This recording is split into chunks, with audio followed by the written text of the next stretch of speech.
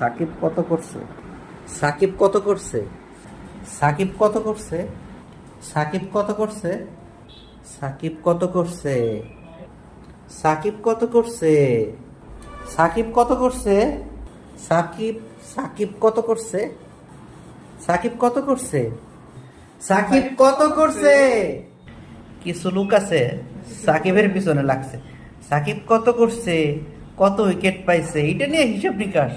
আর বাকি যারা আছে তারা কি করছে না করছে সেটা নিয়ে কথা নেই।